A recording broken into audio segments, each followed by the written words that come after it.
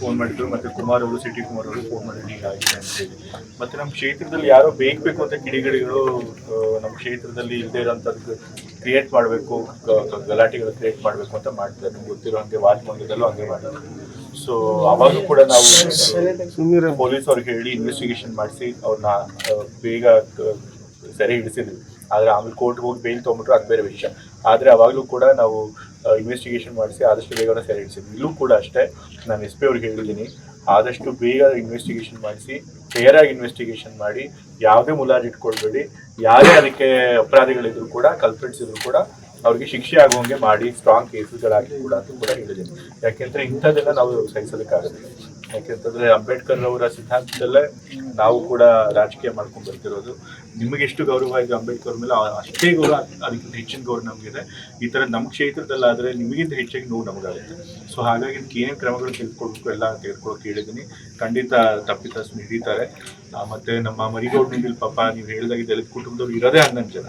ಪಾಪ ಅವ್ರು ಯಾವಾಗಲೂ ಕೂಡ ಭಯದಲ್ಲೇ ಇರಬೇಕಾಗುತ್ತೆ. ಅವ್ರಿಗೆ ನೀವು ಹೇಳಿದಾಗ ಇಲ್ಲಿ ಯಾವಾಗಲೂ ಕೂಡ ಅನ್ಯೋನ್ಯತೆ ಇದ್ದಿದ್ರೆ, ಯಾವುದೇ ಭಯದ ವಾತಾವರಣ ಇರಲಿಲ್ಲ. ಬಟ್ ಈ ಒಂದು ಕಾರಣದಿಂದ ಅದಕ್ಕೆ ಭಯದ ವಾತಾವರಣ ಆಗಬಾರ್ದು. ಸೊ ಅವ್ರಿಗೆ ಅಹಿಡೆನ್ಸ್ ಕೊಡಬೇಕು. ಅವ್ರ ಮುಂದೆ ಆ ಥರದ್ದು ನಿಮ್ಗೇನು ಹೆದರ್ಕೊಡೋಂಥ ಅಗತ್ಯ ಇಲ್ಲ. ನಾವೆಲ್ಲ ನಿಮ್ಮ ಜೊತೆಗಿದ್ದೀವಿ, ಸಹಕಾರ ಕೊಡ್ತೀವಿ, ನಿಮ್ಗೆ ಏನೇ ಕಷ್ಟ ಬಂತು ಅಂತ ಹೇಳಿ ಅಹಿಡೆನ್ಸ್ ಕೊಡೋಕ್ಕೋಸ್ಕರ ಬಂದಿದ್ದೀವಿ. ಮತ್ತು ನಾವು ಇನ್ನೂ ಒಂದು ಯೋಚನೆ ಮಾಡಿದ್ವಿ, ನಮ್ಮ ಕ್ಷೇತ್ರದಲ್ಲಿ ಈ ರೀತಿ ಯಾರಾದರೂ ಬೇಕು ಅಂತಲೇ ಇದನ್ನೆಲ್ಲ ಮಾಡ್ತಾರೆ, ಜಗಳ ಹಚ್ಚಿಸ್ಬೇಕು ಅಂತ ಹೇಳಿ, ಜಾತಿ ಮತ್ತು ದ್ವೇಷ ಹಚ್ಚಬೇಕು ಅಂತಲೇ ಮಾಡ್ತಿರ್ತಾರೆ. ಸೊ ಹಾಗಾಗಿ ನಾವು ಏನು ಯೋಚನೆ ಮಾಡಿದ್ವಿ, ನಮ್ಮ ಕ್ಷೇತ್ರದಲ್ಲಿ ಎಲ್ಲೆಲ್ಲಿ ಈ ರೀತಿ ಅಂಬೇಡ್ಕರ್ ಒಂದು ಪ್ರತಿಮೆ ಅಥವಾ ಬೋರ್ಡ್ ಅಂತ ಅಲ್ಲೆಲ್ಲ ಇನ್ನು CCTV ನಾನೇ ಖುದ್ದಾಗಿ ನನ್ನ ಸ್ವಂತ ಹಣದಲ್ಲಿ ಹಾಕಿಸ್ತೀನಿ ಅಂತ ಕೂಡ ತೀರ್ಮಾನ ಮಾಡಿದ್ವಿ.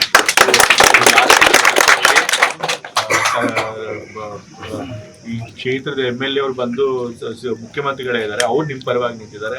ಹಾಗಾಗಿ ಸರ್ಕಾರ ನಿಮ್ಮ ಪರವಾಗಿರುತ್ತೆ. ನೀವು ಖಂಡಿತ ನ್ಯಾಯ ದೊರಕಿಸ್ಕೊಡುವಂಥ ಕೆಲಸ ಮಾಡ್ತಾರೆ. ನೀವು ಯಾರು ಕೂಡ ಎದುರುಕೊಡೋ ಅಂತ ಆಗುತ್ತೆ.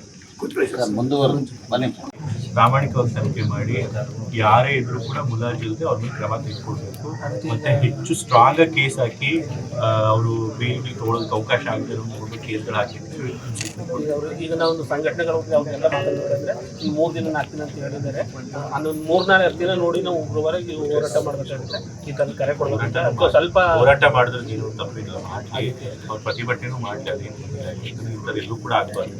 ಬಹುಶಃ ಅದಾದರೆ ಅವ್ರಿಗೂ ಕೂಡ ಒಂಥರ ಬರುತ್ತೆ. ಬಟ್ ನಾವು ಆ ಥರ ಯಾರು ತಪ್ಪು ಮಾಡಿದ್ರು ಕೂಡ ಅದು ಆದಷ್ಟು ಬೇಗ ಹೋರಾಟ ಮಾಡೋದು ನಮ್ಮ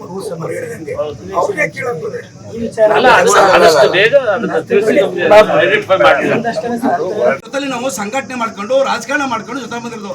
ನಾನು ಒಬ್ಬ ಜಿಲ್ಲಾ ಸಂಚಾಲಕನಾಗಿ DSSL ಕೆಲಸ ಮಾಡ್ತೀನಿ ದಸಂಸಲ್ಲಿ. ಆದರೆ ನಾನು ಸಿದ್ದರಾಮಯ್ಯ ಪರವರ್ಸೆ. ಯಾಕಂದ್ರೆ ನಾನು ನಿರಂತರ ಬಂದಿರೋನು, ನಾನು ಮುಚ್ಚುಮರ ಏನೂ ಇಲ್ಲ, ನಾನು ನೇರವಾಗಿ ಹೇಳೋಂಥದ್ದು. ಅದಕ್ಕೋಸ್ಕರ ಇವತ್ತು ನಾನು ಈ ಸಭೆಯ ಮುಖಾಂತರ ನನ್ನ ಇಡೀ ಸಮುದಾಯದ ಮುಖಾಂತರ ಎತ್ತಿನ ಸಿದ್ದರಾಮಯ್ಯ ನಾನು ಮನವಿ ಮಾಡ್ಕೊತೇನೆ. ದೊಡ್ಡವ್ರ ಹತ್ರ ಮಾತಾಡಿ ಇದಕ್ಕೊಂದು ಸರಿಯಾದ ರೀತಿ ಕಾನೂನು ಮಾಡಿದ್ರೆ ಇಂಥ ಘಟನೆಗಳು ಇಡೀ ರಾಜ್ಯ ತುಂಬ ಆಗ್ತವೆ ಅಂತ ಹೇಳ್ತಾರಲ್ಲ, ಅದು ನಿಜ. ಅದು ಎಲ್ಲೂ ಆಗಬಾರ್ದಂಗ ಇದನ್ನು ಅವರು ಕೂಡ ಹೆಚ್ಚು ಒತ್ತು ಕೊಟ್ಟು, ಯಾಕಂದರೆ ಅವರು ಕೂಡ ಇವತ್ತು ಎಲ್ಲವನ್ನು ತಿಳ್ಕೊಂಡು ಎಲ್ಲ ವೇದಿಕೆ ಕೂಡ ಅರ್ಥಪೂರ್ಣವಾಗಿ ಚರ್ಚೆಗಳು ಮಾಡ್ಕೊಂಡು ಅದು ಪೂರ್ವಕವಾಗಿ ಚರ್ಚೆಗಳು ಮಾಡ್ತಾರೆ. ಎಲ್ಲರಿಗೂ ಗೊತ್ತಿರೋಂಥ ವಿಚಾರ ಇದು. ಅವರ ಹೆಗಲ ಮೇಲೆ ನಾವು ಉರಿಸ್ತಾ ಇದ್ದೀವಿ. ನಾವು ಜೊತೆಲಿ ಇರ್ತೀವಿ, ಎಲ್ಲಿ ಗಂಟೆ ಹೋದ್ರು ಜೊತೆಲಿ ಇರ್ತೀವಿ. ನೀವು ಯಾವತ್ತು ಹೇಳಿದ್ರು ನಾವು ರೆಡಿ ಇರ್ತೀವಿ. ದೊಡ್ಡವ್ರ ಹತ್ರ ನಮಗೊಂದು ಅವಕಾಶ ಮಾಡಿಕೊಡಿ, ನಾವೆಲ್ಲ ಬರ್ತೀವಿ. ಅದಕ್ಕೆ ಒಂದು ಅವಕಾಶ ಮಾಡಿ ಇದೊಂದು ತಿದ್ದುಪಡಿ ಮಾಡಿಕೊಟ್ರೆ ನಿಜವಾಗ್ಲೂ ಕೂಡ ಈ ರಾಜ್ಯದ ಮುಖ್ಯಮಂತ್ರಿಗಳಿಗೆ, ಉಸ್ತುವಾರಿ ಮಂತ್ರಿಗಳಿಗೆ ನಾನು ಇಲ್ಲಿಂದ ಅವ್ರಿಗೆ ನಮಸ್ಕಾರ ಮಾಡಿ ನಾನು ಮಾತು ಮುಗಿಸ್ತೇನೆ. ಕರ್ನಾಟಕ ನ್ಯೂಸ್ ಡಿಜಿಟಲ್ ಚಾನಲ್ ಅನ್ನು ಈಗಲೇ ಸಬ್ಸ್ಕ್ರೈಬ್ ಮಾಡಿ. ಧನ್ಯವಾದಗಳು.